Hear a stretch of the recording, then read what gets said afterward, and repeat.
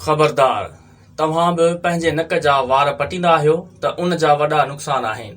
छा तव्हांखे ख़बर आहे त नक जा वार साह वारी हवा खे फिल्टर कंदा आहिनि ऐं उन जी मदद सां हवा में मौजूदु वायरस, बैक्टीरिया ऐं ॿियनि केतिरनि ई इन्फेक्शन खां बचाईंदा बि आहिनि। जी हा, उहो ई सच अथव। तव्हां घणनि ई माण्हुनि खे पंहिंजे नक जा वार पटींदे ॾिठो हूंदो, पर छा अव्हां खे ख़बर आहे त ईअं करण सां सिहत खे केतिरो वॾो नुक़सान पहुचे थो? नक जा वार इंसान जी सिहत जे लाइ तमामु घणा फ़ाइदेमंद हूंदा आहिनि।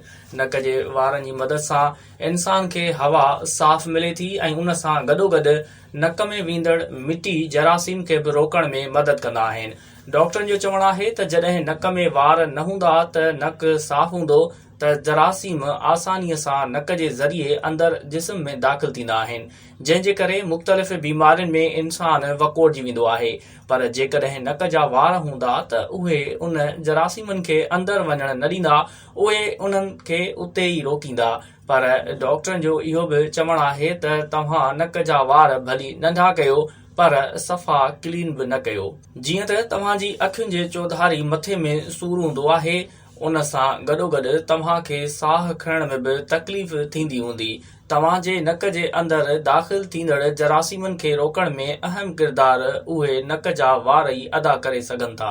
घणा माण्हू नक जे वारनि खे किस्मिराई सम्झंदा आहिनि, पर हक़ीक़त उहा आहे त जंहिंखे नक में वार नाहिनि हूंदा, भली कहिड़ी बि मौसम हुजे, पर उन खे ज़ुकाम थींदो। ख़बर आहे छो? उहो उन जे करे छो त हू नक जे वारनि खे किस्मिराई सम्झी करे वारनि खे कैंची या हथनि सां पाड़ो कटींदो आहे। उन जे कटण सां नक साफ़ थींदो आहे ऐं हवा उन जे नक में दाख़िल थींदी आहे। उन ई हवा सां गॾु मुख़्तलिफ़ बीमारियुनि जा जरासीम नक जे रस्ते जिस्म में दाख़िल थींदा आहिनि, जंहिं जे करे ज़ुकाम बि थींदो आहे। पर उन जो मक़सदु उहो नाहे त तव्हां मथे जेतिरा वार नक में वॾा कयो। तव्हां नक जे वारनि खे कटे नंढा कयो त जीअं तव्हां मिटी, धूड़, गाॾियुनि जे धुएं समेत मुख़्तलिफ़ वायरस खां बची सघो।